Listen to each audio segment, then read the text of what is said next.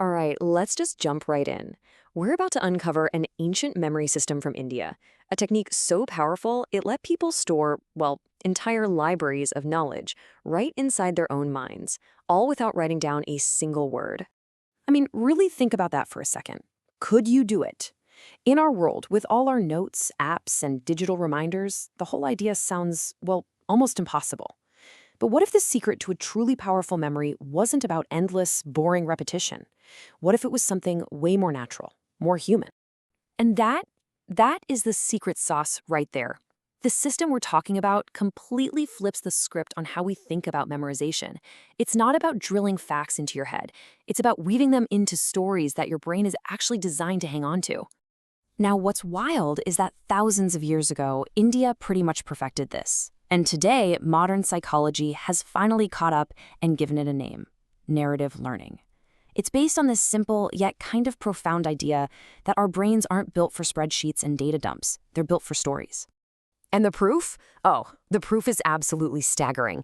This is how enormous, complex epics like the Mahabharata and the Ramayana, we're talking intricate plots, tons of characters, deep philosophy, were passed down from generation to generation, perfectly intact, all preserved in human memory long before they were ever widely written down.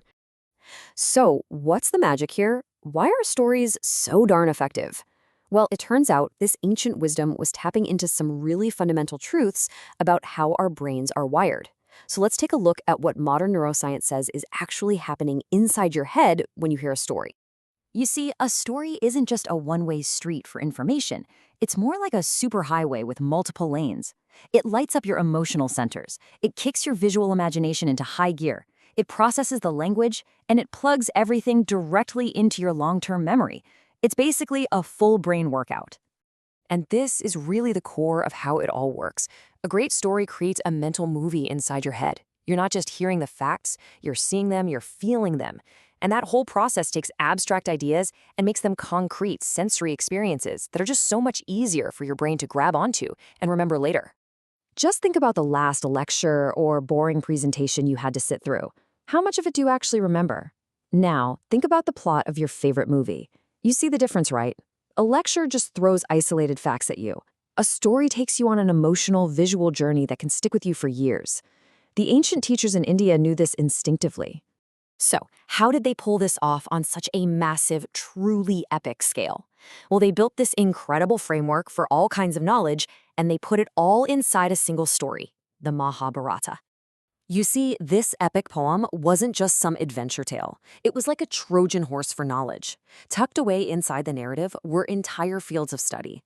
You'd learn philosophy from the dialogues, you'd learn ethics by watching the characters face moral crises, and you'd learn political science from the descriptions of the kingdoms.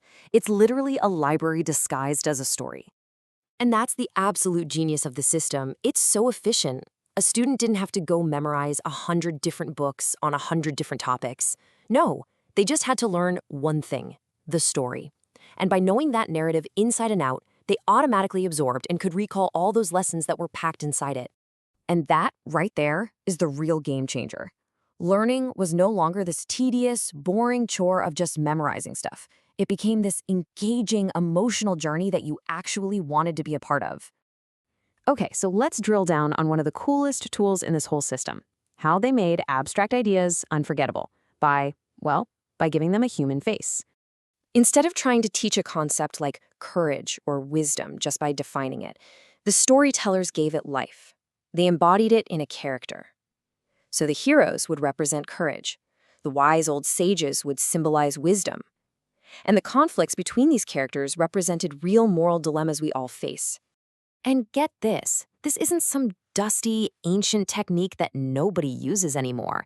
Modern memory champions, the folks who can memorize decks of cards in seconds, they use this exact same principle. They call it character association.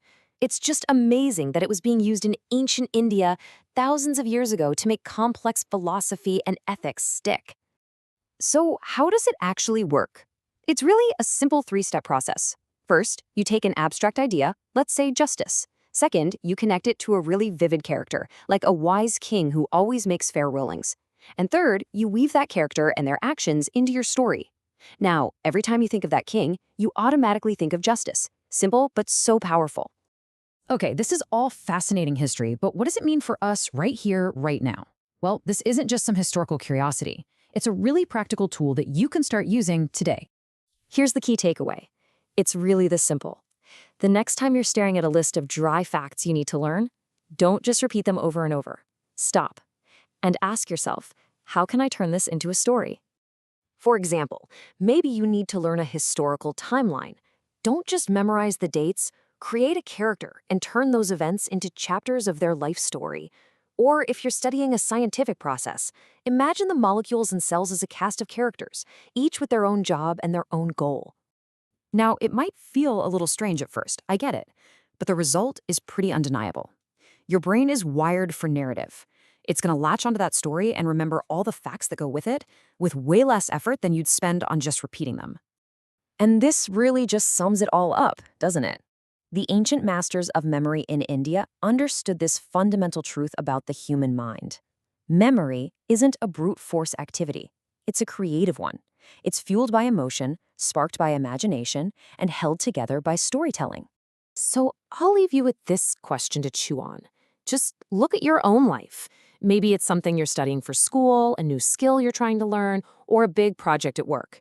What part of it could you transform from just a boring list of facts into an unforgettable story?